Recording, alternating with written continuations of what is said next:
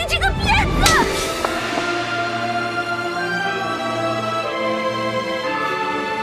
你白长了一双大眼睛，中看不中用。你可知这玄烨在先皇的皇子中排行老3，龙三的名字是他平时出宫微服私访时的化名。你也不好好想想，他要不是真正的皇上，何来的这等的气象啊！你真的是皇上？3日事情的时候，为什么朕要戴着面具？朕跟你说话的时候也是破绽百出，可是你都没有发现，朕还从来没有见过像你这么单纯可爱的女孩。皇妹，赶紧下跪！你这个骗子！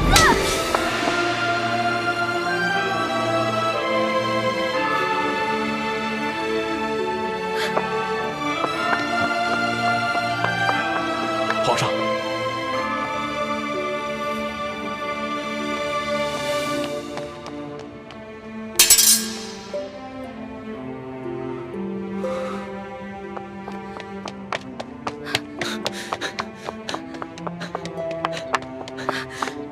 你给我站住！你给我放开！你就是个混蛋，你就是个无赖！你吃了雄心豹子胆了！你不仅敢打朕，还骂朕是骗子无赖！你本来就是骗子，本来就是无赖！你知不知道你现在说的每一句话都够砍你100次头了？砍吧，反正现在鳌拜已经被你制服了，留着我这个猪脑袋也没什么用了。好，你不怕死是吧？那你哥哥呢？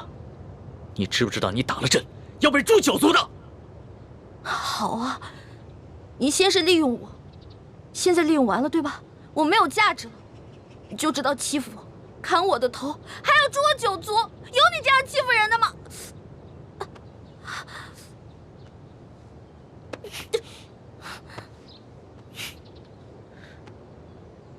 伤口这么深，你还乱动？你等一下，朕马上让你哥哥过来给你止血。现在都要砍我和哥哥的头了，还止血干什么？朕难道不该砍你的头吗？你知不知道从小到大，还从来没有人打过朕，就算朕的皇阿玛在世的时候，也从来没有动过朕的一根手指头。那还不是因为你骗我？你跟我说你不是皇上，你是龙三，我是你的老大。那小弟做错事了，老大教训一下怎么了？那要你这么说的话，还是朕的错了。没错，就是你的错，谁让你骗我了？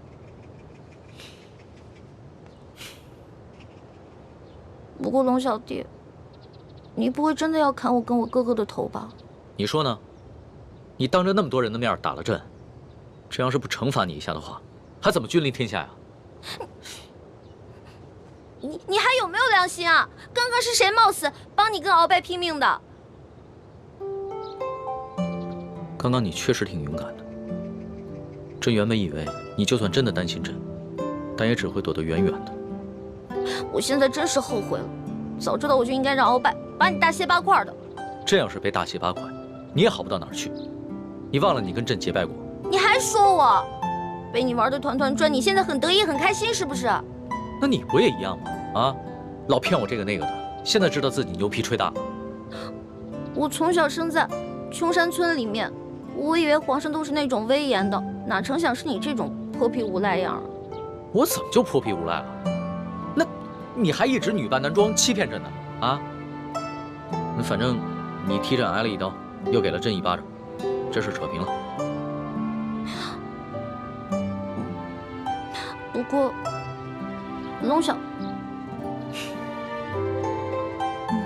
皇上，是不是以后我得跟他们一样，毕恭毕敬的叫你皇上了？那当然了，在外人面前，朕只能是皇上，你就不能胡闹。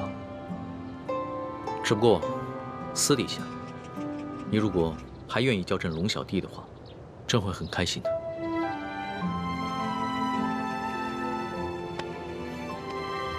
是不是疼死了？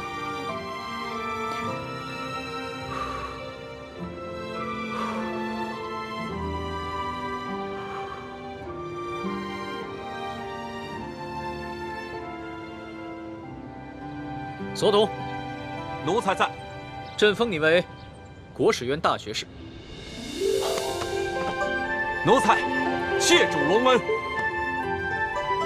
还有你的那些属下，护驾有功，全部每人晋升1级，赏白银1000两。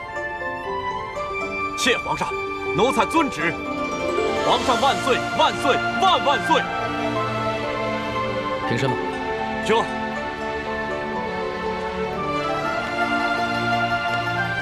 李建清，臣在。朕封你为太医院副院判，赏黄金100两。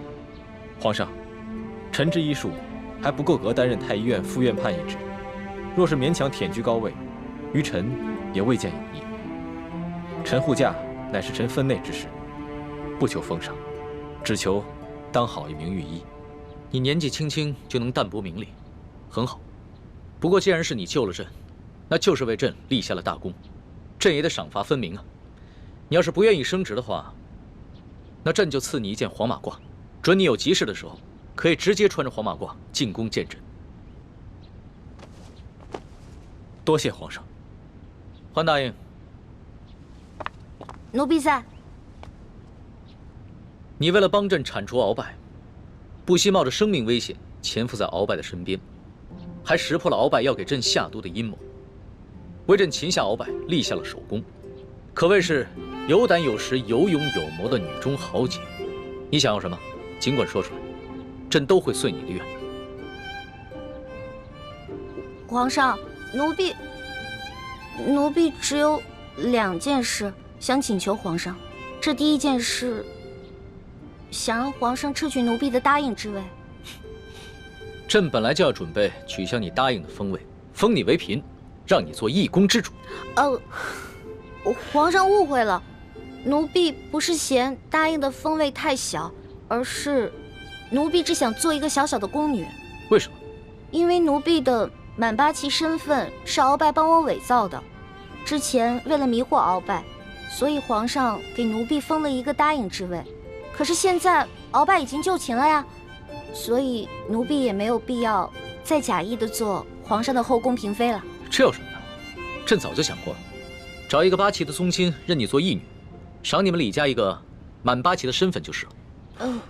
其实这跟几起也没什么关系。最主要的是，奴婢年少的时候家里给奴婢定了亲，虽然奴婢的未婚夫前几年外出游学，暂时失去了联系，但是婚约还是在的，所以奴婢没有办法侍奉皇上。你的意思是，将来有可能还是要出宫，去跟你的未婚夫完婚？这大清朝跟历代历朝都是一样的，推崇信义为先，这婚约自然也要遵守，所以奴婢就不能侍奉皇上，希望皇上成全。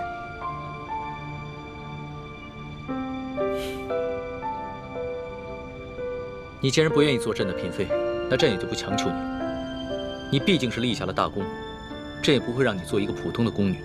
这样吧，朕就留你在御书房，做朕的笔墨侍书。等将来你的未婚夫有了消息，朕就让你出宫去和他完婚。奴婢谢皇上恩典。这个笔墨侍书，以前宫里是没这个职位的，而是朕特意为你而设。你既不是后宫嫔妃，也就不适合住在东西12宫中的任何一宫之中。这样，让人在后宫之中找一处幽静的住所，赐名永乐斋，暂时拨给你住。谢皇上恩典。那你的第2个要求呢？我第2个要求很简单，奴婢知道皇宫里有一个宝库，里面有好多奇珍异宝，奴婢想进去转一转。你还真是个小孩心性。好，朕准你了，准你去宝库逛一逛，顺便挑拣自己喜欢的宝贝，就当是朕给你的赏赐。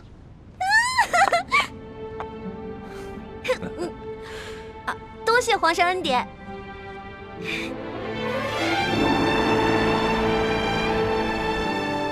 石叔姑娘，哇，请。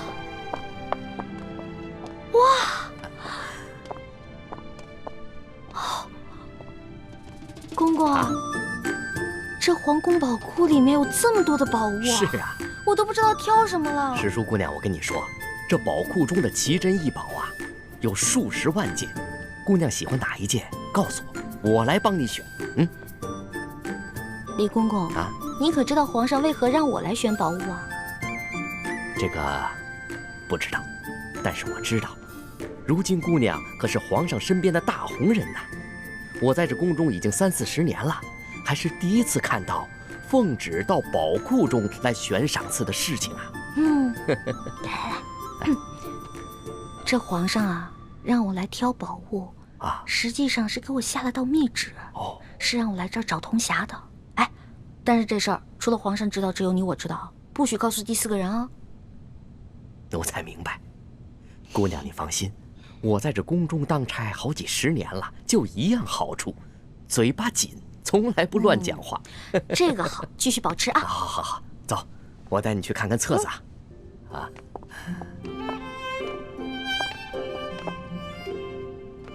姑娘，这宝库里的所有宝物啊，都在这个册子里面。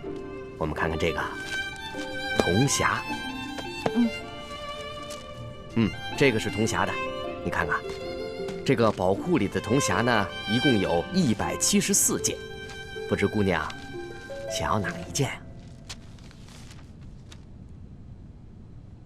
李公公啊，这个铜匣呢？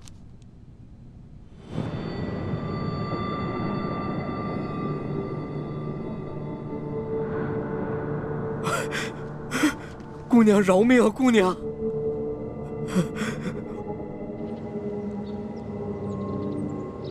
什么？铜匣被鳌拜拿走了？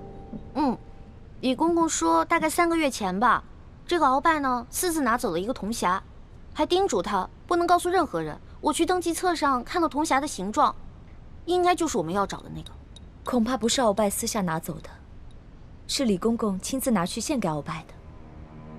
这个李公公现在还不知道我们已经知道了他是鳌拜的内奸，所以他在言语中呢为自己脱罪遮掩。哎，朱哥哥，我可听了你的话啊，没有揭穿他。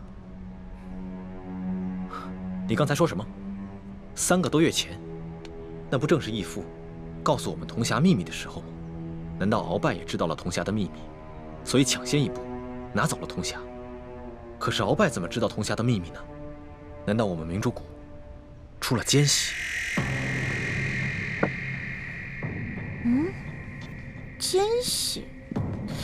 我觉得会不会是鳌拜觉得那个铜匣很顺眼，自己比较喜欢，就顺手拿走了呢？环美，这么大的事情，我们不能存在侥幸心理。皇宫的宝库中有数10万件的珍宝，鳌拜偏偏选中了铜匣，一定是铜匣的秘密泄露了。那也就是说，咱们明珠谷有内奸了，那怎么办啊？眼下之计，只有想办法到鳌拜府上拿到铜匣，在暗中通知师傅们排查谷中所有人，找到奸细。学姐姐说的有道理，之前这康熙啊，一直担心我中了大补丸的毒，但他不知道咱们已经把毒悄悄的给解了，所以呢，我可以借口找解药，亲自搜查鳌府，康熙肯定会答应我的。环美，康熙一直对你言听计从，就连你之前打了他一巴掌，他也饶恕了你。但是，你千万不要被他的柔情蜜语所迷惑。朱哥哥，哎呀，你在其他事上都挺大气的，怎么这件事上这么小气呢？我接近康熙，还不是为了帮你实现为你父皇报仇、光复大明的梦想，结果你还怀疑我。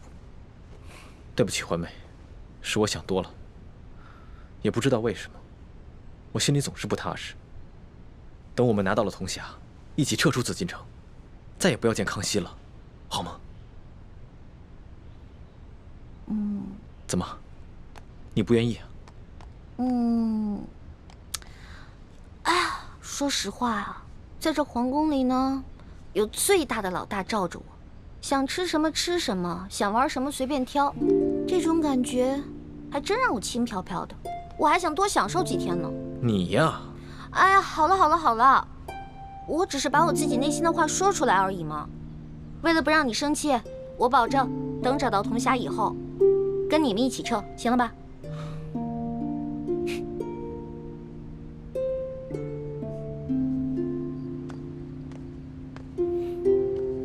老大，谢谢你。要不是你的金蚕背心，说不定小弟就再也见不到老大了。哎呀，这个金蚕背心我穿着也没什么用，我跟这世上的人无冤无仇的，也没有人想害我。倒是你，虽然高高在上，所有人都对你很恭敬，指不定多少人想害你。拿着吧，给你了。既然你这么关心朕，那朕可就收下了。你知道这件金蚕背心的来历吗？我只知道这个是先帝赐给鳌拜的。这件金蚕背心呢，是前明崇祯皇帝的贴身之物。这个崇祯皇帝生性多疑，唯恐被人刺杀，所以花重金从海外购得了这么一件宝物。可惜啊，最后他还是丢掉了天下，吊死在了梅山。就跟这个鳌拜一样，曾经权倾天下，现在不也照样变成了一个阶下之囚？所以啊，这执掌天下之人，可不能靠什么宝物防身，必须以仁德治天下。只有天下太平，这做皇帝的才会太平。龙小弟，你这一本正经说话的样子，还真像个皇帝啊！什么叫像个皇帝？朕本来就是个皇帝。是。而且，朕会说到做到。哎呀，老大，你怎么了？你没事吧？没事，可能是大补丸的那个毒发作了。那怎么办呀？我已经命索额图去查抄鳌拜府了，命他一定要找出大补丸的解药。不，这索大人吧，他去找，他即便看见了，他也不知道哪个是。要不然你还是让我去吧，我去搜吧。不是，可是你这样能坚持住吗？我其实刚来的时候吧，吃了我哥哥给我制的那个药，虽然不能根治这个毒吧，但是可以缓解一下。你让我稍微缓一下啊。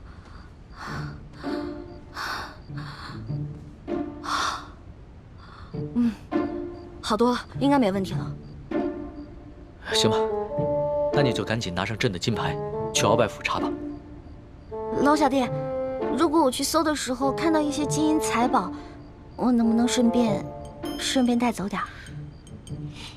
老大，你在宝库里边挑了那么多宝贝，还不知足？钱是个好东西嘛，多多益善啊。你呀，真是个小财迷。所以，龙小弟，你这话是答应了？啊，谢谢龙小弟。这样，等我发了大财以后，一定带你去京城第一酒楼吃顿好吃的，行不行？好，就这么定了。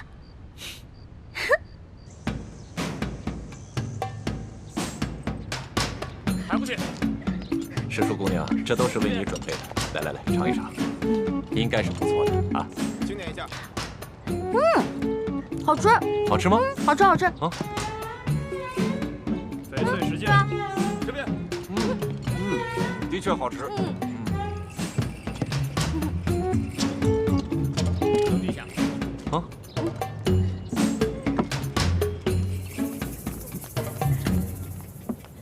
表姨夫，这是查抄的物品清单，您过目。啊。这大补丸的解药，府中里里外外、上上下下都搜了个遍，还是未能找到。这怎么能行啊？大补丸解药是最重要的东西啊！皇上说了，掘地3尺也要找出来。继续搜。是，卑职这就亲自带队再去搜一遍。快去。你走。这，师叔姑娘，这是查抄的物品清单，您长长眼，过目。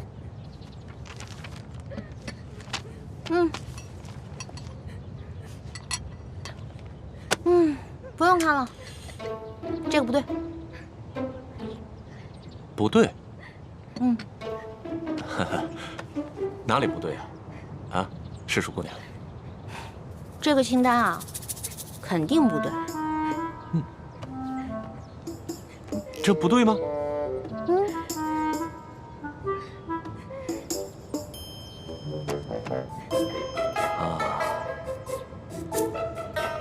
好，师叔姑娘，咱们能不能借一步说话？好啊。走。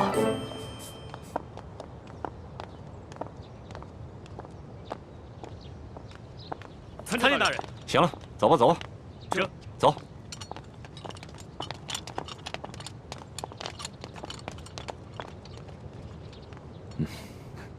索大人，有什么话您就直说吧。哎，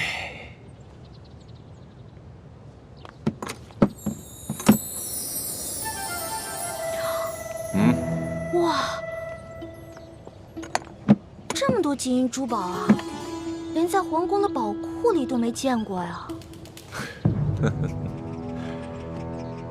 世淑姑娘，你这眼光挺毒啊，一眼就看出这账目不对啊。实话实说吧，这2箱宝物还真就没入账。咱俩来鳌拜府，也不能白辛苦这一趟吧？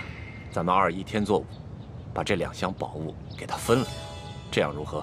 分了，这不太好吧？这有什么不好的啊？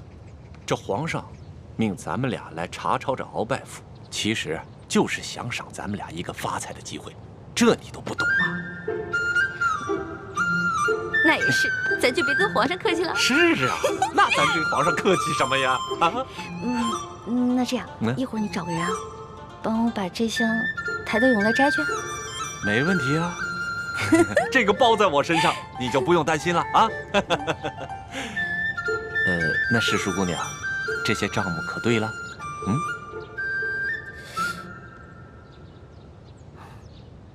不对，还是不对啊？什么不对啊？世淑姑娘，这还有哪儿不对呀？啊？这个不对。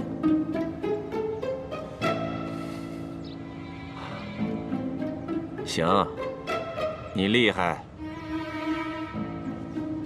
走，跟我走。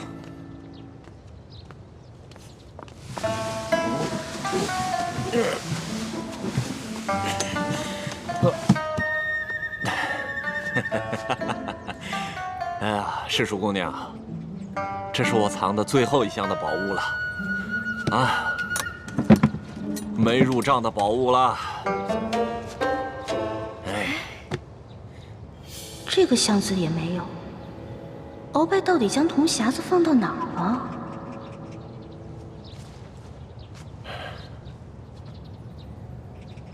世淑姑娘，这最后1箱宝物，我本来是要留下来，孝敬其他王公大臣的。你想啊，咱俩捞到了这查抄鳌拜府的肥差，这朝里多少眼睛盯着咱俩也不能不懂规矩啊，是不是？是啊，索大人啊，我虽然不是特别懂你们这朝中的复杂关系吧，但是我也知道，这人要懂得分享，不能吃独食，不然啊会招来祸灾的，是不是？是啊，哎呀，世淑姑娘就是聪明伶俐，难怪皇上这么宠爱你。哎，那现在这账目可对了？这账目是对了，但是我这解药还没找到呢。对呀，这解药没找着。鳌拜这奸贼实在是狡猾得很呐！这找不着解药，咱俩怎么向皇上交代呀？索大人，您看这样，您让手下的人呢去审一审鳌府的人，问问这鳌府里面有没有什么密室之类的。对呀，我怎么就没想到这一点呢？啊，哎呀，还是世淑姑娘更胜一筹啊！那咱这个先放着，查解药去。走。世淑姑娘，你瞧这个地方机关重重，也不知道藏了多少宝物，说不定这大补丸的解药就藏在里面。索大人，这个机关十分的复杂，我们真的没办法打开啊！废物，一群废物点心，这点事儿你们都办不好啊！我告诉你们，再给你们1个时辰，如果你们再打不开，我把你们这没用的手给剁下来。我剁下来知道吗？我知道，我们开。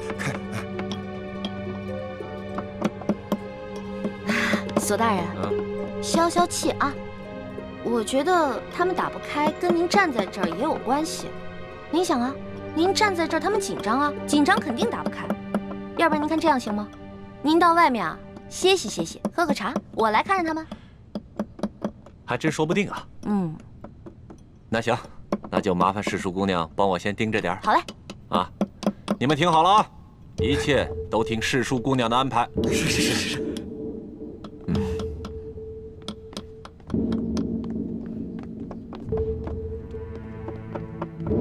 世淑姑娘，这个机关设计得非常巧妙，我等真的无力打开啊。是啊。我看看。